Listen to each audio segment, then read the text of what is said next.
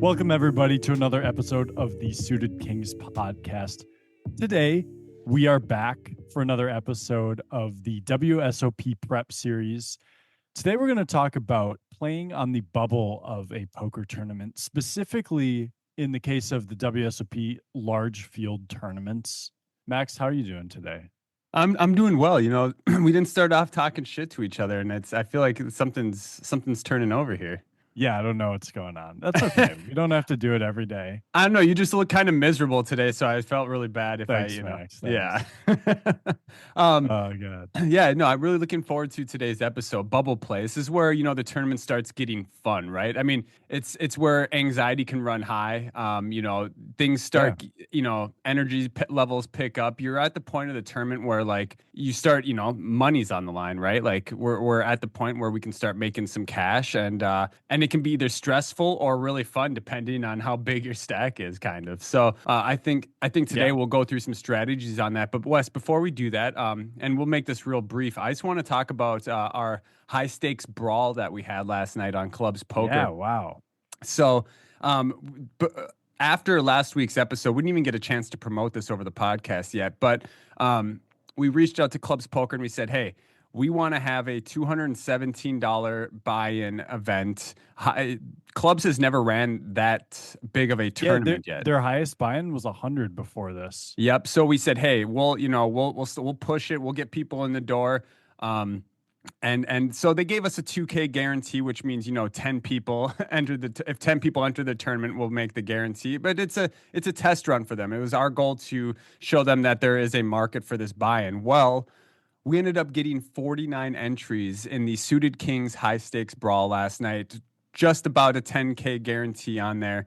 Ended up being a lot of fun. Wes ended up knocking me out with 4 or 5 offsuit. That was very pleasant. That was beautiful. and then he went on to get third place. So congrats on that run there, Wes.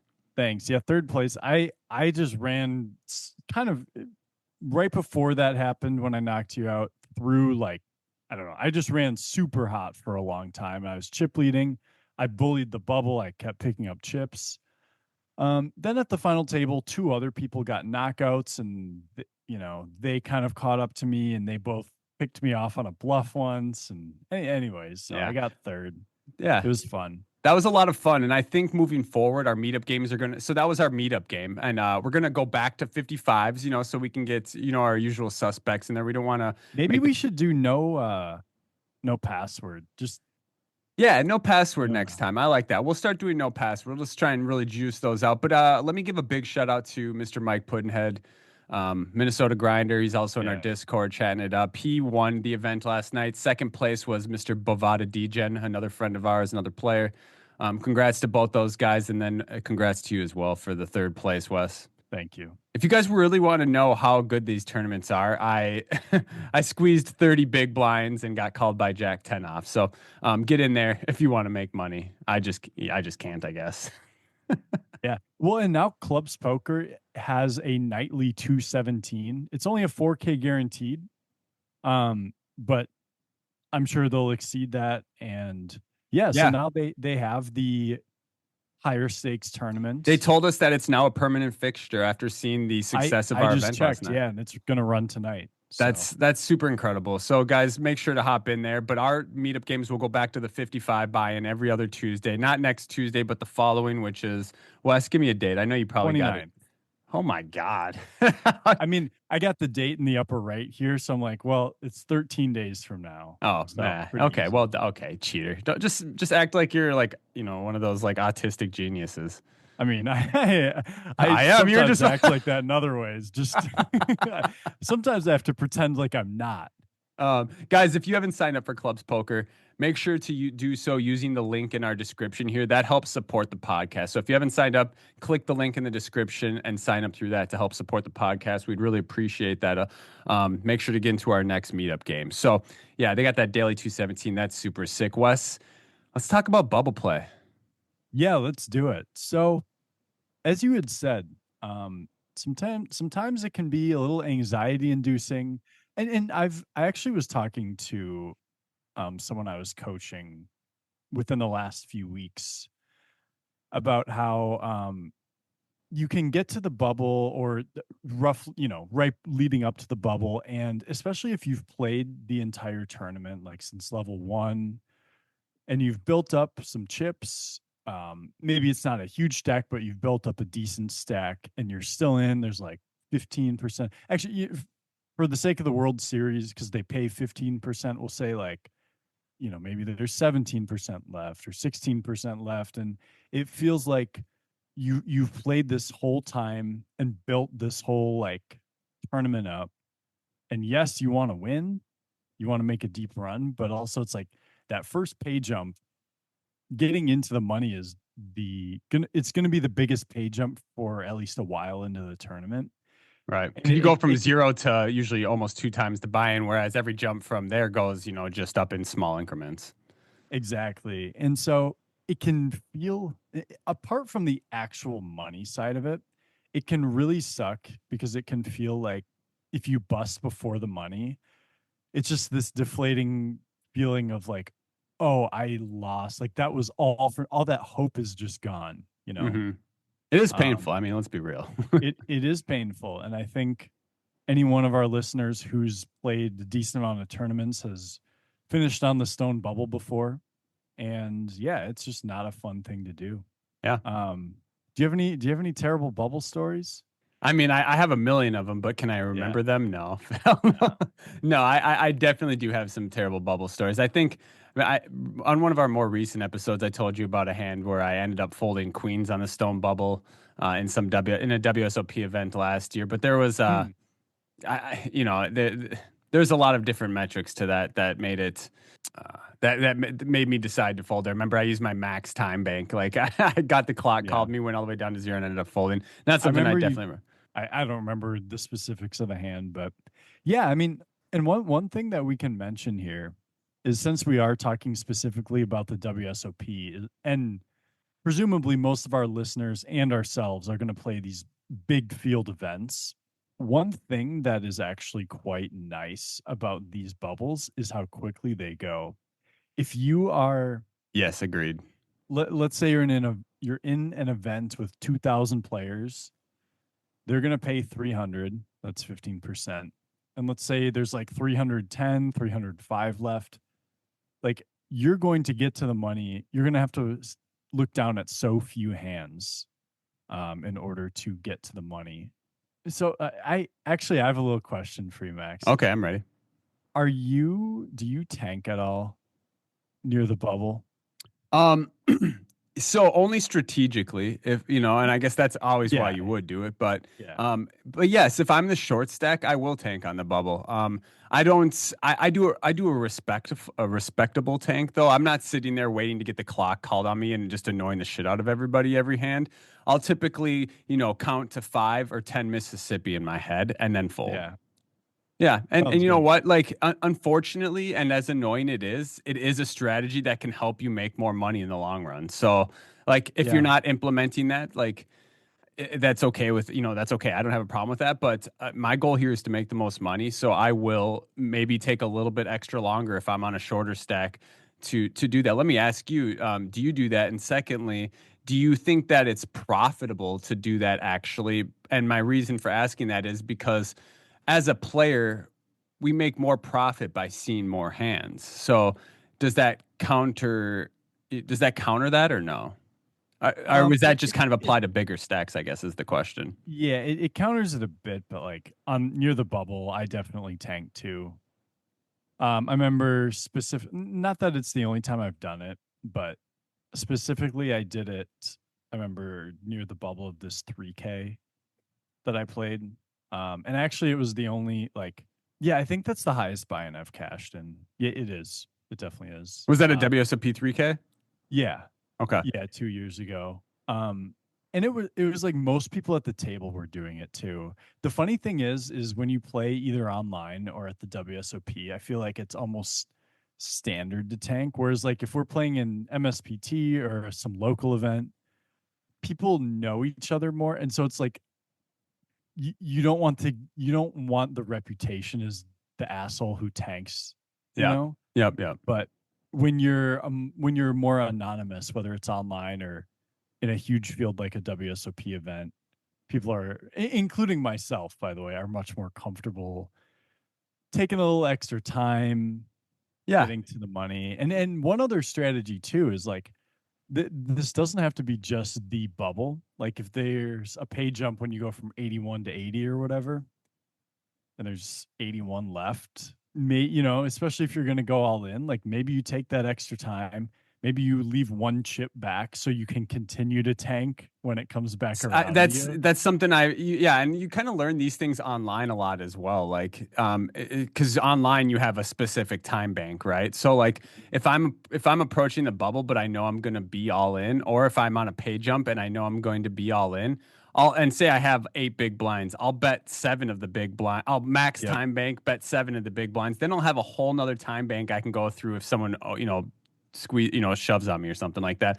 I'll have a whole Yeah. nother time bank I can go through, and that just increases my chances of hitting that pay jump. So, yeah, I mean, you do have to do what you need to do to make money. Be respectful about it. I mean, if you're that guy who's getting the clock called on you incessantly, did I say that right? Anyways, Incessantly. incessantly, yeah. Yeah. Anyways, just don't be that guy. I mean, we still need to enjoy ourselves here. Obviously, um, and yeah, and there is a way for you to do it without being a pest. So.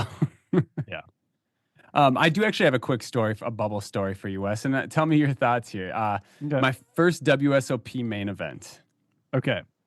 2018. I am at a table full of what seems like absolute killers. I'm a little green at the time. I mean, it's my first main event. I'm not very comfortable. I have 25 big blinds.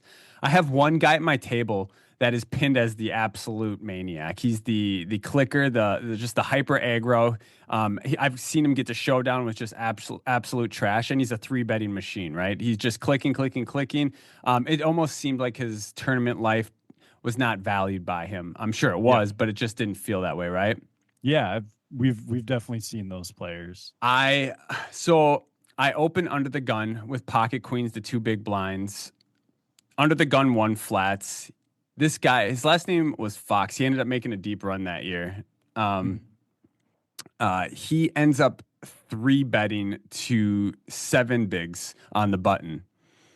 You have queens under the gun with 24 bigs, and you're 14 people from the money in the main event against this guy. What do you do? Oh no. I mean, I know where it's going. Like you're definitely supposed to jam it. There's a part of me that's like, uh, just you feel that tension inside you where it's like I can just make the money if I fold. I did, and and it's interesting because I had investors who thought out, I mean, like you sell action when Yeah. you play the main, oftentimes, or most players do, a lot of players do, and I have a commitment to them to hopefully make them money as well. I I'm not too worried about under the gun one. That is something that plays in the mind, but I thought he would be 3 betting me. I don't think he's trapping here. I just think he'd be 3 betting me Yeah. with any of his strong hands on the bubble. But anyways, I decided to just go with it because it felt like a slam dunk to me, especially knowing my opponent at the time. It felt like a slam dunk. So I did full send it with 14 from the money. The guy under the gun one folds and the button snaps me off with aces, and I bubbled the main event on my very first time. I mean, it's a soft bubble. When you're 14 from the money in the main event, But that's yeah, that can be it's essentially a stone bubble. Like yeah, it's it like is. 15, and I had 25 big, so I could have easily You could just fold for an orbit. exactly and be in the money. But my goal, and I do pride myself on not being a little bitch, forgive my language, and going for it. No, because I'm trying to win the main event, right? And I thought that was a good spot to go with. So It seems like if I mean that player profile, it definitely is. yeah. So, and honestly, I'm not, sometimes you'll hear people tell stories and then try and justify their actions by making their opponent seem like a nutcase. You know what I mean? Yeah. Like I jammed this because my opponent's a nutcase. This was genuinely not the case. My opponent was a nutcase. So, Yeah. I know he'd be doing this a very wide range of hands. So I went with it and it didn't work out. So yeah, I pretty much, bubbled my first main event. So there's that. Congratulations. I'm Thank you. proud of you. Thank you. Now I'm 0-4 in main events. So there's that as well. It's the sort of thing that unfortunately it's just strategic. Like I wish it wasn't part of the game, but it is. Yeah, and honestly, when it comes to tanking on the bubble, I think if even if we had shot clocks, people would be tanking even longer most of the time because then they'd have 20 seconds to tank, where a lot of people usually take 10 seconds, like myself, 5 or 10 seconds. Hmm. If you have a shot clock that has like 20 seconds on it, you might be sitting there even longer on the bubble. Yeah.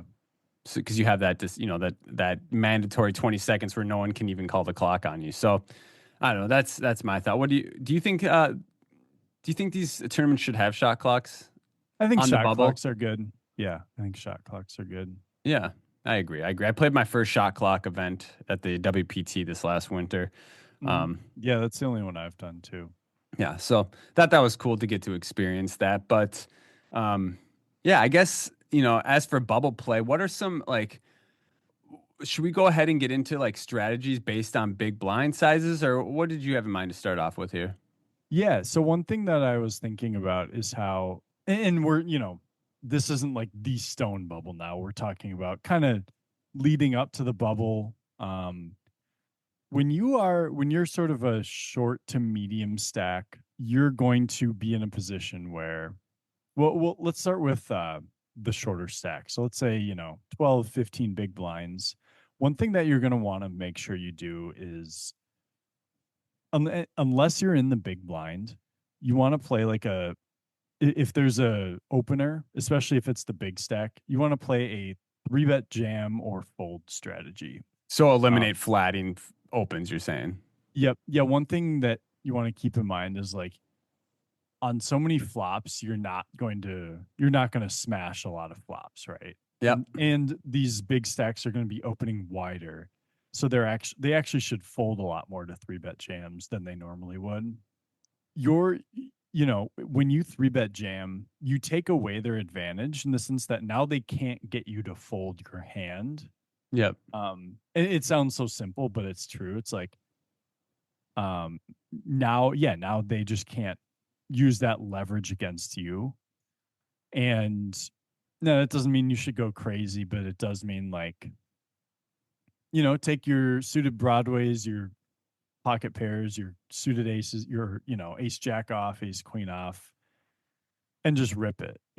But yeah, make sure don't take that with a grain of salt. Obviously, make sure that it's appropriate for your stack, but also note that your opponent is going to probably be opening wider if he's the big stack on the bubble. So you can, your range may widen a little bit because of that, but be careful of doing that. And also, I think there's something to be said about um, flatting nutted hands to these opponents to hopefully, because like you said, they're when you jam, you take away their leverage on bullying you out of the pot, right? Well, imagine you have pocket aces or pocket kings here. Do we want to argue? So you got pocket aces or pocket kings, maybe even pocket queens on a 15 big blind stack on the stone bubble, and you're in late position, and then the big stack opens up before you.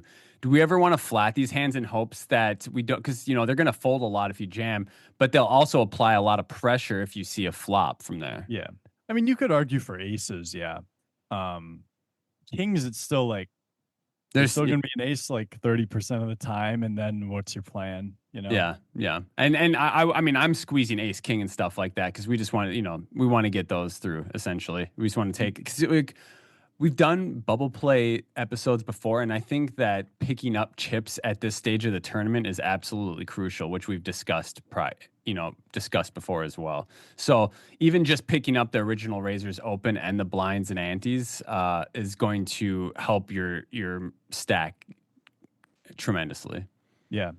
One thing we also, I think, touched on maybe last year, but when you are a medium stack, like if you're on the bubble and you have three big blinds, even if you double up, you're not going to be in very good shape. It's a So great you're point. you're really trying to make the money. If you have like 25, 30 big blinds and you get a big stack that just rips into you, like you're actually a little more incentivized to gamble. Like there was a hand that I played in an online. I remember it was in an online tournament in Vegas last year. I was on the button. Is either the cutoff or hijack was the big stack, and he just jammed. And I had 20 big blinds, and I was like, his bigger pocket pairs he would min raise. So I'm either crushing him or we're flipping. So I called with two sevens, and I won the flip and actually won the tournament. But Yeah, but you with that stack depth, you had the chance to all of a sudden put yourself in a position to make a really deep run. Whereas if you only had 3 to 5 big blinds, doubling up is not as valuable as cashing the tournament. Yes. And Whereas so on a let's 20 big blind stack, when you double up here, I love this because this is kind of unintuitive. Like you're like, oh, I got such a big stack, I want to make it in. But like doubling up at that point gives you really a very big opportunity to make a deep run where, like you said, 3 to 6 big blinds, something like that. Maybe 6 is fine. But like if you're sub Mhm. 5, like doubling up just doesn't hold the value of a main cash. So Correct. Correct. I'd rather lose a blind in an orbit knowing I'm going to get in the money and then try and double up on my 2 big blinds or something like that. Yeah, no, absolutely. Yeah, you should use your medium stack as leverage in some cases. It's scary to do that, honestly. It I is, like, well, yeah. It is tough to do because like I said, you've played this event, you're trying to be in the money, and then it's like, God, the thing is when you are a medium stack, you can just fold into the money yeah, quite easily. yeah, but we want to win the tournament too. And I, like you, I mean, what's We that want to saying? make the most money. We Yeah, want to, yeah. yeah. And on that stack, fortune favors the bold, as they say. And okay, so now let's flip it. And I've got some pre-flop charts up here. Oh, baby. Oh baby. Um, Quiz me. so all right, so we're gonna say we're near the bubble.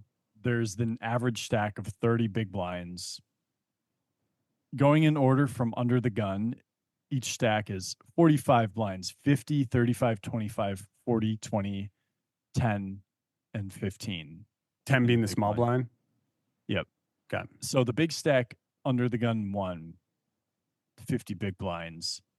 What's your opening range going to look like here? Like, what are you, suited kings, suited queens? What are the Got him. worst offsuit hands? What does my opening range look like on a big stack from under the gun with these?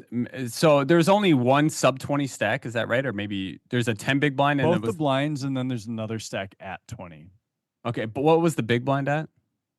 15. 15. I'm going to apply a lot of pressure to these. I mean, I'm probably going to open up. I mean, you know me, I'm just a hyper nit, but I'd probably start off with like King 10-0 and up. Yeah. Um, um, Yeah, you're in it. yeah, I mean, that's okay. Here's the thing. One thing I'm concerned about is our this range will actually super depend on what I've seen from my opponents. Yeah. We know. It always depends on the opponents, but like If we're assuming our opponents aren't going to default. be squeezing light and they're just playing straight, playing kind of normal tight, okay. Yeah, I'm going to be opening up a much wider range. I'll probably start opening up suited connectors down to like 5, 6 suited, etc. Okay. Um, what about like what about other weak suited hands or What are you thinking? Like Queen 6 suited? yeah, so I'm looking at the chart. It says every suited king and then down to queen 5 suited, jack 7 suited, king 9 off, queen 9 off. You can even go to king 8 off. So I wasn't even that far off. Okay. I mean, I'm 2 pips off Every on the. every offsuit ace even. Okay. Yeah. I mean, honestly, I'm not literally a couple pips tighter than what the range is saying. I'm open. I might let Queen 6 suited go, but our Queen 5 suited go, but Mhm. I'd probably start opening the ones that can make straight. That can flop straight. So Sure. yeah. Yeah. Yeah, and I think it's just good to note that because it's like all the offsuit aces, um, usually you want to only open down to like ace 10 or ace 9 off in this early position. Mm-hmm. Suited kings, you want to go down to like king 7 suited usually, but now I and would it's not open. I would open King set. I'd actually probably even open like King. I'd probably open King Deuce suited. Honestly. well in this scenario you should is what I'm saying. Yeah. Yeah. Yeah. Yeah. Yeah. Okay. Um, but I mean like in a normal non ICM spot, I got you. King you're 7-0. going Yeah, King 7 suited and up, and then King.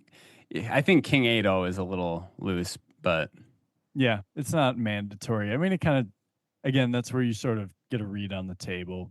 okay. This is probably even a little looser than I'd think to go in terms of the offsuit stuff, but just to give an example of, what as when you find yourself as the big stack, how much you should sort of be loosening your range up and just playing small ball too, because you don't want to like raise and then get 3 bet and then call. You're not looking to play these big pots. your advantage comes from the fact that people are less likely to get involved to begin with at this point. 100%.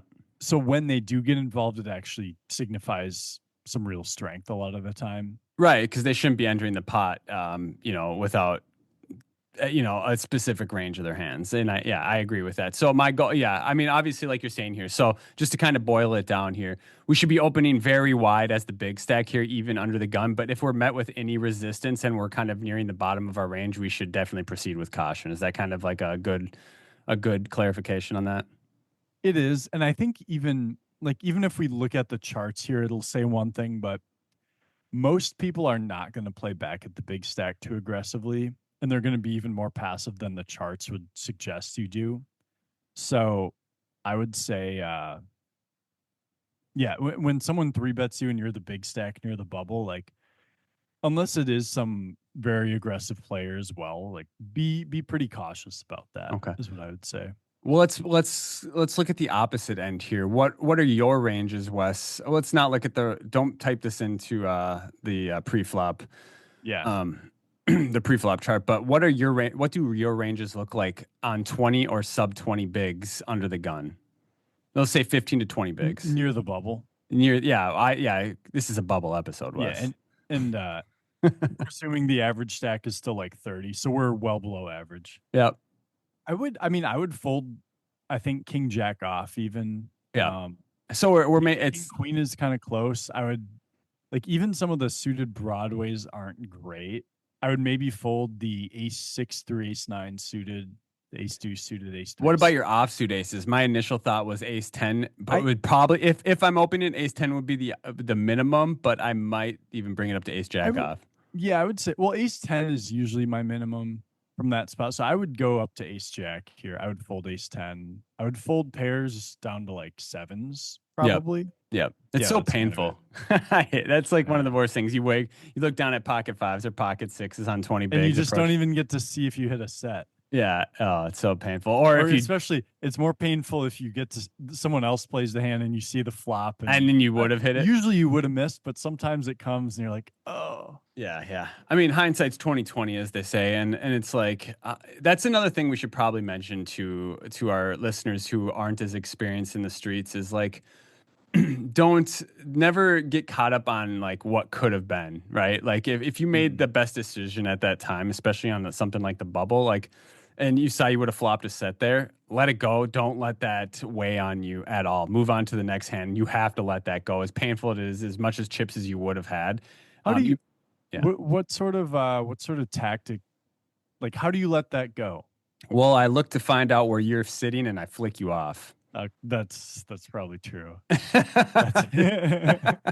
Pretty accurate. No, honestly, it's just experience. I mean, I guarantee it. Like I battled that through all my many years of playing poker, and as long as I'm aware of it over and over, every single time it happens, I just try and push it away. And as you do that over and over, you get better at it. And honestly, I'm at a point where it has literally zero emotional effect on me if I see that happen. Just like, yeah, I made the best decision I can at that point, and I'm on to the next. And I'm proud of that. You know what I mean? I worked hard on that, and now it's easy for me. And it wasn't always easy for me. Oh, yeah, thanks. But I mean, are you in that? I mean, that has to be the same thing for you. Yeah, and it's always easier. And I will say, it's always a little bit easier still when you've been running well recently and you've like been winning. Yeah. And then sometimes if you're in a downswing and those things happen, it's like, oh, come on, like I could have had it. But you really have to just always work on just being as process oriented in your head as possible. Yeah. And sometimes I'm like, oh, I'm just like, I almost kind of joke with it about myself. Like, oh, Max, yeah, that would have been nice. Good job, buddy. But yeah, you just got to let things go. I think that's the most important thing, because if you don't let it go, you start compounding mistakes, and all of a sudden you're out of the tournament. So yep. Emotional control is one of the biggest skill sets in poker.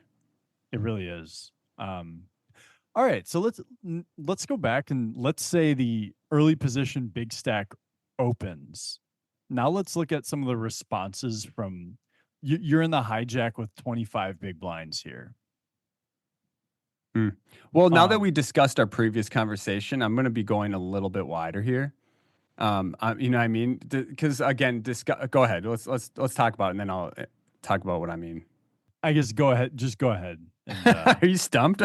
No, what I was gonna say was like, remember your pocket sevens hands, your pocket sevens hand. yeah, yeah, That's what I'm talking in relation to. So like the value of doubling up on that stack is gonna be so much more valuable than doubling up on a sub 10 big blind stack. So I might be and knowing that my opponent's going to be much wider, I might be stuffing it a little bit wider here. So well, if we have 25 bigs, yeah, I don't know if we really want to 3-bet jam too much. Like, I don't know that we. yeah, no, because we probably have room to 3-bet and fold and get away still. But Mhm. like, let me ask you. Okay, so we have 25 bigs. We're in hijack. Big stack opens under the gun. Um, you have ace queen off. Yeah. Uh, do we 3-bet this, or do we? I mean, it's because we don't, like you're saying earlier, we probably shouldn't be doing much flatting. So if we're three Yep. betting, what do we want to go to? Like 5 big blinds and then fold to a jam?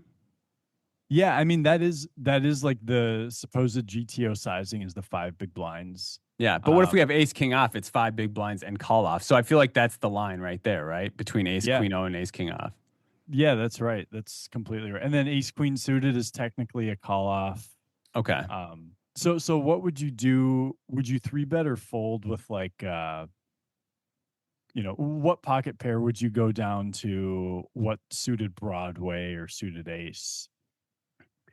Um, are we talking about 3-bet fold specifically? Yeah, just like 3-bet or flat or So I'm gonna be flatting all the way down to probably pocket eights, maybe pocket sevens. okay. Yeah, pocket sixes and down. I'm just gonna go into the muck. Here's the thing: is if I'm set mining, for us to set mine and for it to be a really good decision, we have to have implied odds, right? Mhm. And on 25 big blinds, our implied odds are reduced compared to if we were at like 40 plus bigs, right? Because we're gonna win a much bigger stack if we flop a set. Yep. Potentially. So, anyways, yeah, I'm gonna probably be flatting sevens through tens, maybe even jacks, 3-betting queens, and then planning on not folding queens and ups. Mhm. Yeah, Maybe I even think jacks. What do you think? I mean, maybe jack. Maybe it's sevens through tens. I'm flatting, and then, or yeah, flatting. And then, this is tough. So, yeah, what are your thoughts? yeah, I mean my thoughts are and again I have the charts in front of me, but here's my thought is like yeah, I would be 3-betting ace king and queens plus to get in. Yeah, Um not any jacks. of the Not any of the jacks big though. hands, here's the thing about the pocket pairs is so according to the charts, you can call it off down to pocket nines. Um, you and I might stop at like tens or jacks, but whatever. Here's what I would say is if you're gonna 3-bet a pocket pair off of 25 big blinds, you better be ready to call it off, unless there's like multiple jams behind you, like there's a cold 4-better, Yeah. that might change something. Well, that's going to be a very nutted hand for sure. Yeah, but if it's the same guy jamming on you, because like, yeah, you can just flat tens and nines, and if you would if you would fold it to a 4-bet jam, then I would just flat it because like Okay. they tend to not have as much fold equity because they don't have the good blockers. Hmm. They're just Hmm. like a value hand. You know, So I do want to mention, I think that obviously we're sticking to pre-flop here now because that's the positions you're going to find yourself in most on the bubblers. Not, especially when you're at this big blind depths, you're not going to be getting to too many rivers. The hands going to be over before the river most of the time. So, but for example, well, actually, before I get into that, did you want to linger on that subject or should we move forward? All right, move forward no, with no, you can go ahead. what do we do when it's big stack versus big stack on the bubble? Do we and we start getting to post flop stuff? I mean, this is when things can get Yeah. a little tricky, right? I mean, for me personally, when I'm, just due to ICM alone, I'm probably going to play a little bit more cautiously against the bigger stacks, especially if they're the pre-flop raiser. And I'm, yeah, and I'm flatting or whatever it is, unless I 3-bet, obviously. But even then, I think in general, I'm probably just not going to try and play for stacks against a guy unless I have, the nuts are close to. Yeah. Yeah. No, absolutely. You don't, yeah, like there's both minds, right? Like, cause it would be kind of a disaster to bubble if you just have 40 or 50 blinds and you end up And bubbling. that's my thought, right? Yeah. But also it's like you can get up to 100 big blinds, you know? Which would put you in a great position to win the tournament. So, what's more valuable though at that point, do you think? I guess it's not so much that it's you should place you should be a little less incentivized than usual to get it in, is what Okay. I would say. Like Okay. it's not that one is more important. It's just like, here you should get in X amount of hands with uh just for chip EV, Hmm. and chip EV meaning maximizing your chance at winning the tournament. The bubble moves you a little bit away from that, but it's not like, you would have to dive in this specific scenario. Yeah. Um, Yeah. I will. Let's talk quickly about the MSPT this last weekend. We're at the mhm. end of day one. We're on the bubble. We're about 5 to 10 from the money. I get moved to a new table, right? The table looks incredible. There's a lot of great spots, specifically when I'm the cutoff and this guy who would be in the big blind. He's this older guy who just, uh, when he's got a big pair, he opens massive. When he's got a very speculative hand, he'll just min click it. And it's very clear, it's very unbalanced. However, so this table, I'm like, man, we're on the bubble. I have maybe 20 to 30 bigs fluctuating back and forth, and I want to apply a lot of pressure here. But one thing I need to be aware of is I have Vlad Revniaga two to my left. Mm, yep. So now my whole strategy changes. I literally would be, I mean, that him being to my left completely adjusted my strategy from being, pretty hyper aggro against my opponents, opening a large, pre-flop specifically, opening a wide range to now I've literally chopped my opening range in half or more because I know that he's very aware of what I'm doing, and he's also going to apply a lot of pressure to me because he was the biggest stack at the table at that time as well. Yeah, So he's not totally. handcuffed and he knows I am. Those are other things that we need to be aware of as well. Yeah, and when you're in a WSOP event, even the ones that are, kind of soft, very frequently you will have at least one or two good players at the table. And if they have a big stack, be aware because they know how to use those typically to apply maximum pressure on you, and they will do it. Yeah. Yeah, absolutely. So that was and because of that, I wasn't able to accumulate very many chips on the bubble, as I would hope to without him there. Without him there, I would have been probably opening a lot more and accumulating a lot more. Thankfully, I got a couple of good hands that I was still able to build a decent stack on. But Mhm. Do you want to should we look at some of the, like, we have short stacks here in the blinds. Should we look at how those players should respond to the aggression? from someone in late position, early position. Yeah, either or. Right now we got the opener, uh, the early position big stack who opens. Let's see how um this small blind responds off of 10 big blinds. And then you said the big blind has 15. Yep. Okay. Yeah, let's do it. All right. So small folds to you in the small blind. You got 10 bigs. What's your plan? Early position big stack opened. I'm probably man. I'm gonna be stuffing man on the stone bubble. Near close to the Close bubble. enough. Hmm. You know,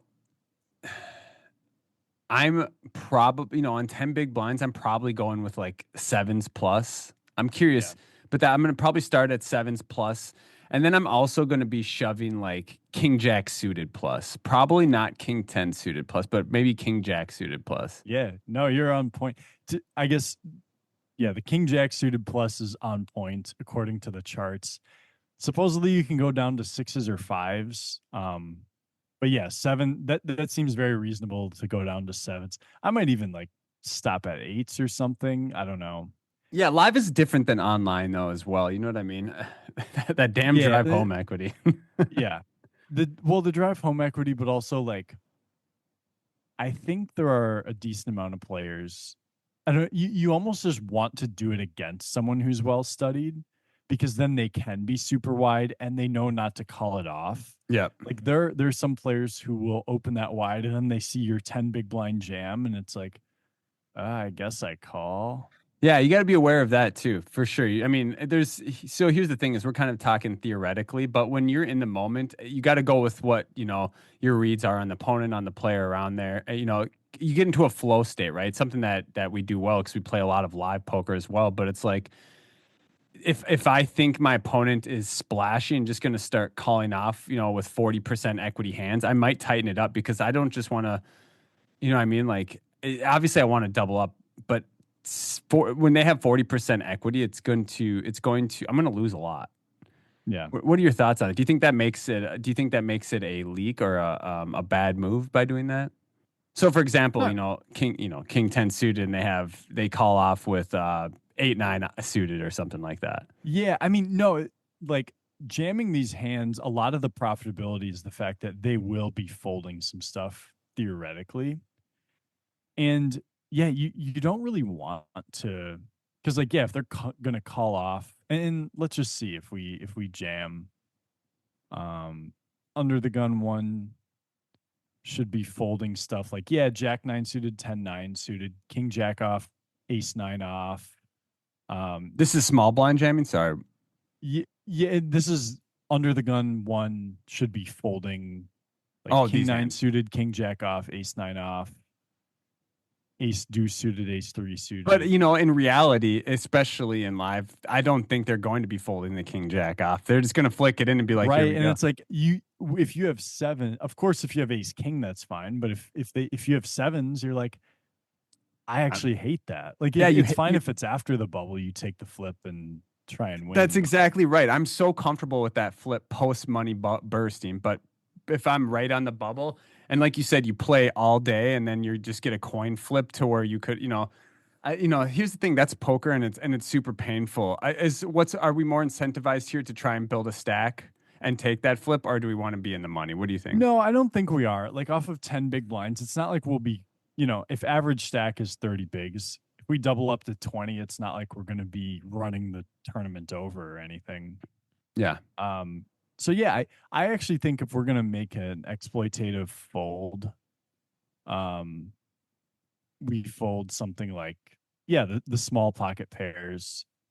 Then again, though, maybe they call it off with ace deuce suited, ace three suited, and we're in great shape. But like, There's yeah, always those outliers where you have more, 70, 30%, but I feel like a large range of the hands is going to be 60, 40, 50, 50. Mhm. And yeah, and make sure, as you've kind of alluded to, reading your player, make sure it's someone who actually is opening their range up quite a bit on the bubble. Like if it's someone who's just seemingly playing their same ranges, you can never really know. But then, yeah, then you don't really want to do this. Yeah. Yeah. By the way, so yeah, you can go down to like pocket fives, King Jack suited. You can jam Ace 10 off, Ace 8 suited. Which both those seem like I might go to Ace Jack and Ace 10 suited. Hmm. That seems a little bit more. So maybe we're a little on the nitty side there. Okay, let's get out of GTO world for a second here, okay?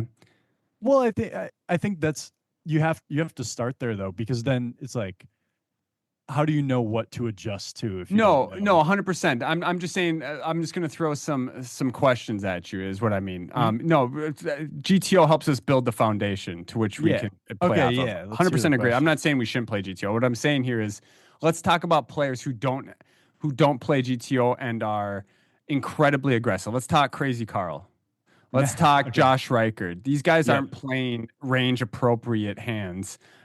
What? How do we adjust to these type of opponents? So I think this is where you actually do. I would say against Josh at least, you don't. This is where you do play the GTO range because he will open presumably quite wide, but he's not going to be calling it off with like those marginal hand. Like even if he has a bunch of chips, he's not just going to flick in the call knowing he's probably not in good shape. Okay. Um, I Carl guess I will. don't know Carl's. Carl will. Well, here's an example. Where this is MSPT Riverside or Grand Falls last year. I remember which one. Riverside, I think. Um, Mhm. Early position opens. I have 20, middling 20 bigs, 25, 26 bigs, and ace nine suited on the button. Carl's got 35 bigs in the small blind, and he three bets to I want to say like 11 bigs or something around there. It's not exactly right, but something around that. And the original razor folds. And Mhm. I know Carl's applying ridiculous pressure here with very sub premium hands. Yep. And I decided, I was like, this is a great spot to even take a 60-40, even though we're on the bubble. I want to, and I had 25 bigs, but getting 50 bigs would set me up for a great day two run, right? Mhm. So I ended up four bet jamming ace nine suited after just flatting it. And Carl called off with queen 10 off. Yeah. So like, I won the hand, thankfully. I did win that one. yeah.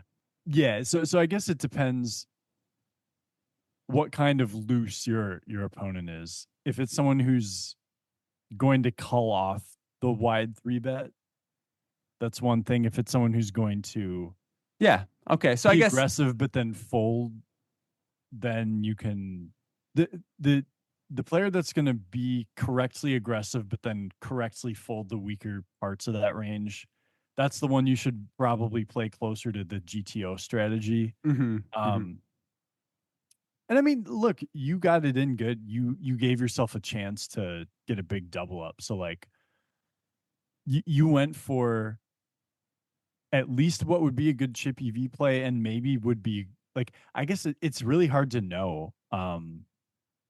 It's hard to know if that's the ICM play as well, but I wasn't. I mean, here's the thing: is we were still. I mean, it's probably a couple hours from the end of day one, which would be the money bubble. oh, okay, okay. Yeah, I mean, it wasn't like stone bubble. I mean, it's probably like 30 from the money or 20 from the money in a multiple 100 person field. So Okay, I feel like that doesn't really count as much then.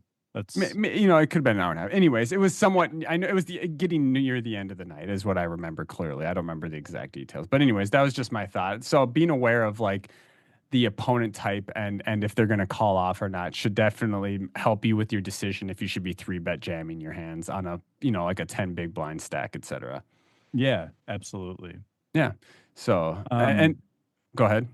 if you had a thought to finish, I was gonna make a comment about what I think most players are doing here Go on. incorrectly.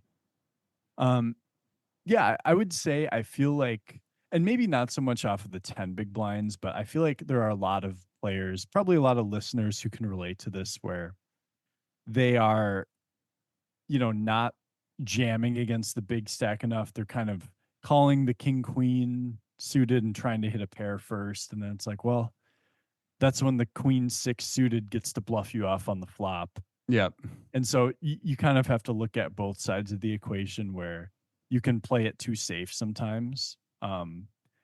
And I think in general, if you're in between two decisions, generally going with the aggression, getting used to just applying the aggression, especially in live poker, I think will serve you well. Yeah. Okay. I like it. I like it. Are you the type of person who's, well, tell me about your bubble last night. You said you were just, Oh you were, yeah, yeah. So in the 217 on clubs, I was now keep in mind 9 players made the money. So we were five-handed on the bubble, two five-handed tables. So I was never in early position, but I opened like ace four off, ace three off, jack eight off. so you were always, oh, you said there's five From handed. So yeah, there's from like the hijack, I hijack. opened Yeah. So it's jack eight hijacking off, on. and I don't know if I had queen four suited, but yeah, stuff like that. And even small blind versus big blind, I would open like two and a half bigs with literally any two. Just to constantly applying pressure. And were you just doing that specifically based on the big blind stack or the opponent Mm, type? not really. Just It's just pure aggression, regardless. yeah, it's mostly, it was a bubble. Um it Yeah, I was a mean, you're just bubble and cranky most of the I time. had 50, 60 big blinds, and I was like, granted, a couple of them had 20 in the 20s and a couple of them had in the teens, I think. But yeah, I could just like raise, um, and keep putting pressure. Granted, there were a couple.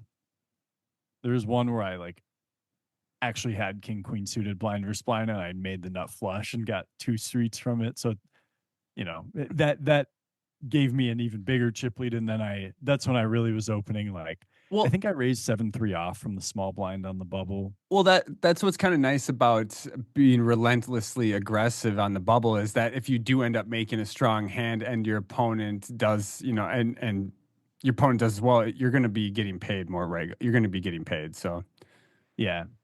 And then yeah, it's like the key is small ball. You risk the two blinds or maybe 2.5 if you're in the small blind, and just try and take down the blinds. People want to make the money, and rightfully so. Like you're playing to make profit. So so you're saying like by saying small ball, we're not opening large, and we're going to be very aggressive here pre-flop, but um, we're going to be shutting down to any sort of like three bet aggression without or any pre-flop aggression without any sort of premium hands. Like we're not just going to be start four bet shoving ace five off, or are we?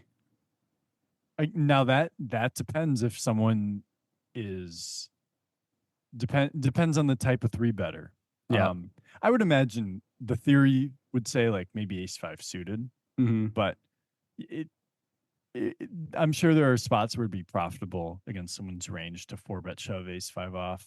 And honestly, it could also go the other direction. Like, let's say someone opens ace five, I three bet as the big stack. I'm going to have a wide three bet range. Maybe they can profitably shove ace five off on me now. Yeah. Okay, Um, I like it. Yeah, I yeah. think I'll definitely be squeezed. I mean, there's the hands. I mean, not bubble included, but like I've definitely four bet light because I know you're three betting light. So that cash game we played, the ace five suited versus ace three suited, I think Yeah. Yeah, that was funny. I four bet. Didn't I four bet jam ace five suited? You five bet I five jammed bet jammed ace five. ace. Yeah. And you showed the Sheesh. five, and I'm like, I'm sure you were ahead.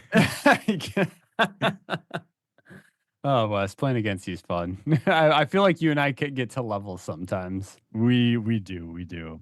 Yeah. Um, Last thing I wanted to talk about from the theory standpoint is defending the big blind. So in this case, we have a big blind with 15 bigs versus that big stack open.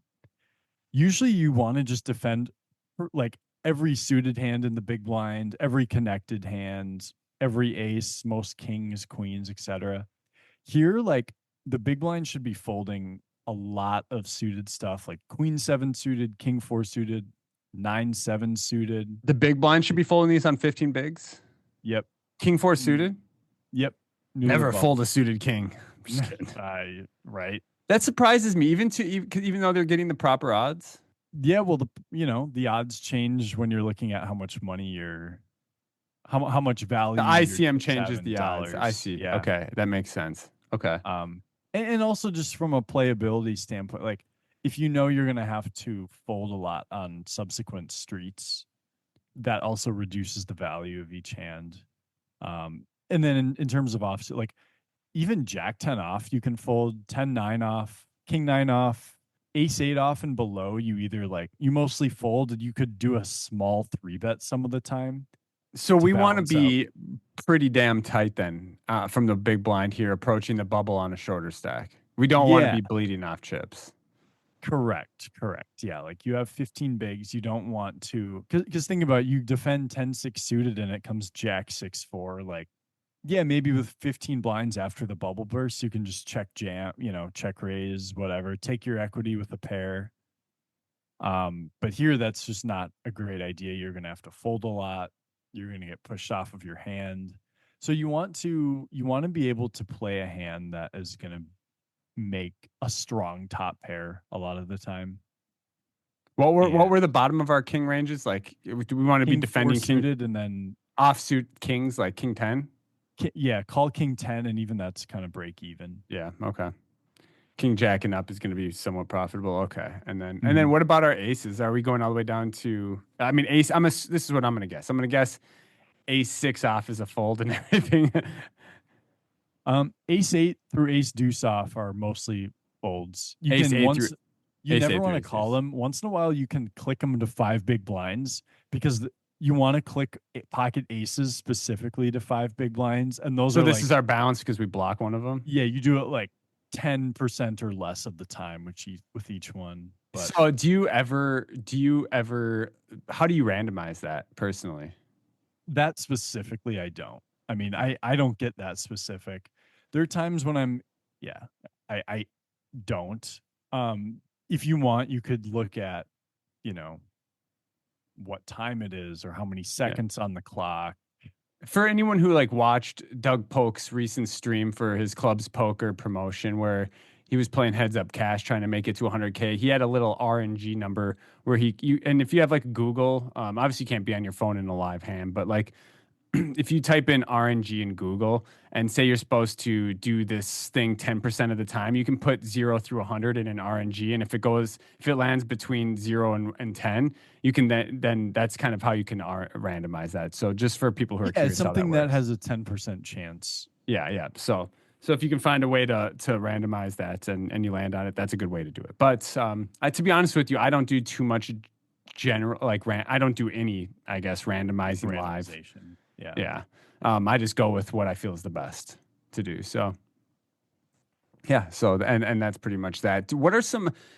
I mean, so let's just kind of cover our general strategies then. I mean, if we're the big stack at the table, we should essentially just be opening a very large range of hands, regardless of our position, even all the way as early as under the gun. Yep. If we're in the big blind, we should be tightening.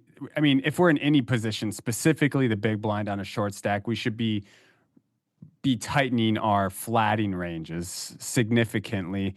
And specifically under, 15 to 15 big blinds, we should be almost playing specifically a three bet or fold strategy. What other ones that are in there that I'm missing? If you are, I mean, very tight from big blind compared to chip EV, just in general, very tight compared to chip EV. Yeah, a lot of, except for big blind, three better fold versus an open. One thing we didn't mention is like, and I had this situation a couple nights ago at a final table was I was like in third place at a final table, but the two chip leaders were on my right. So when they both folded, I was now the chip leader at my table for that hand.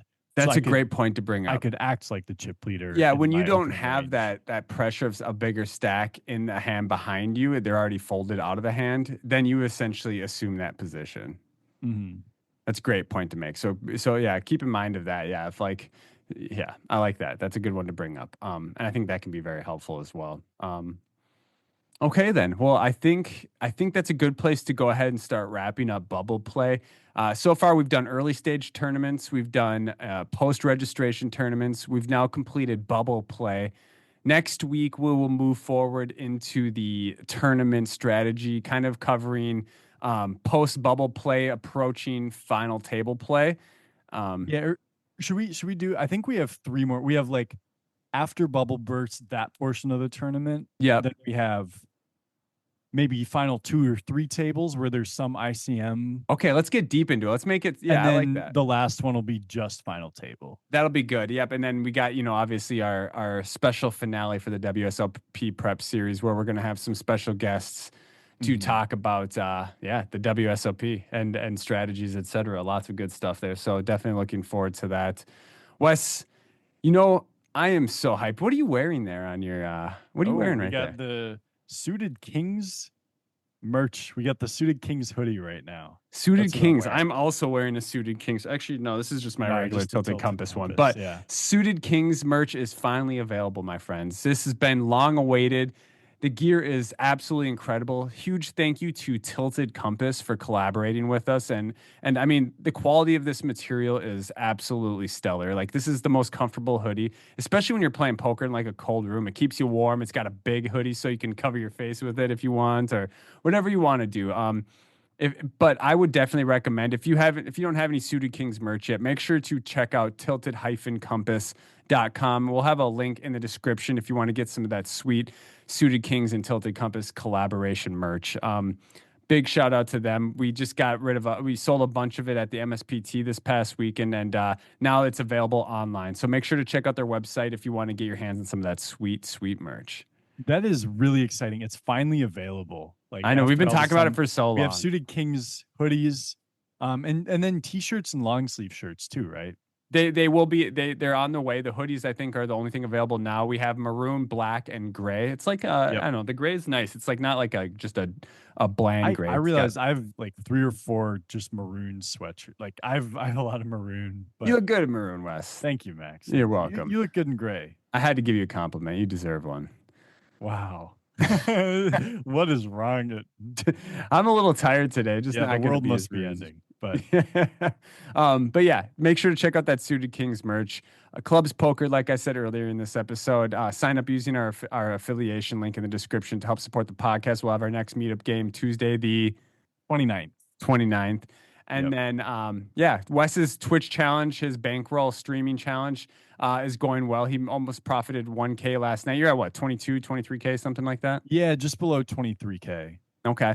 You got, you're working your way up. You started at 10K, you're at 23K. We still got a long ways to go, but you're finally able to have some bigger buy-ins. So let's, Yeah, it's nice. It's yeah, nice. I'm hyped to see you doing that. And what else am I missing here? We got a few plugs, so I Well, usually we forget. talked about clubs.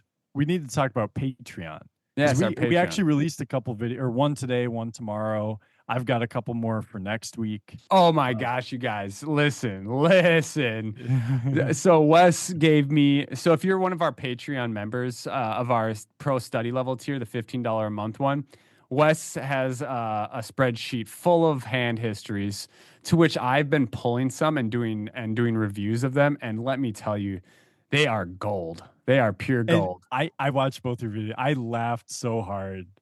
And honestly, most of them aren't like that. Most of them are really like a couple of those were maybe tough spots, but But like there's strategy involved in them, honestly. yeah. But there's some funny ass results in them Yeah, as there well were that some just really made me funny just die. hands Yeah.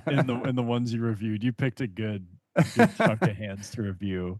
Yeah. So Um, if so those who are Patreon members, make sure to check out the videos that are releasing today and tomorrow. Oh my God. So good. So yeah. good. Yeah, guys, if you want to improve your game, but you don't really want to invest that much money in it, And you like the way 15 that bucks a Wes and I month. teach. Yeah, we're doing like 2 videos per week here. So you're paying like 15 a month for maybe 8 to 10 videos a month of us reviewing hands, talking strategy. Yeah, and there's a backlog of videos as well. So like the videos we've Yeah. done since the beginning. So you can always You go get to back to those. yeah, right. You get to see everything that's already up there. Yeah. Um, Plus new content each week. and you get to support the pod. You know, Yeah. we love doing this. We do it for free, but Yeah. anyways. It's as simple as that. And then there is a $5 podcast supporter subscription if you don't want to improve your game but still want to support the pod for a small donation. It's $5 a month. You can check that out as well. And you know what? I think I accidentally allowed a couple videos to be seen by the $5 a month tier. So you'll get a couple sample videos with it. And Yeah, then I think maybe maybe upgrade that's a to the good idea. Give them a 15. taste of what they could get for the $15 a month Yeah. one. But that's super cool. Yeah, and outside of that, I mean, we do have a YouTube channel. We'll have a link for that in the description. But most importantly, Suited Kings merch. Go get yourself a damn hoodie. Tilted Compass hoodies are the shit. They're so comfortable and they look sweet. They even made our logo for us on these, and I absolutely love it. The maroon with the gold crown saying Suited Kings on that one, Wes, looks absolutely stellar. Incredible. All right, guys. Well, hope you enjoyed this episode of the WSOP Prep Bubble Play. Next week, we'll be back with some more WSOP Prep. Wes, we got kind of salamied in our picks for the MSPT last week. Yeah, we didn't really do it. You know, we do, and we don't have to pick them this week, but we do have another Canterbury Maine coming up in a couple weeks. Yeah, we'll try again there. Yeah, we'll try again there. I mean, hey, it's okay if we don't pick them all, but yeah, we'll go ahead and get to that, guys. Hope you had a great morning, great day, great evening. Hope you enjoyed your coffee. Hope you enjoyed your sleep and got lots of it. Give your dog a pet for me. Wes, go enjoy your day, sir. Go get a back rub or something.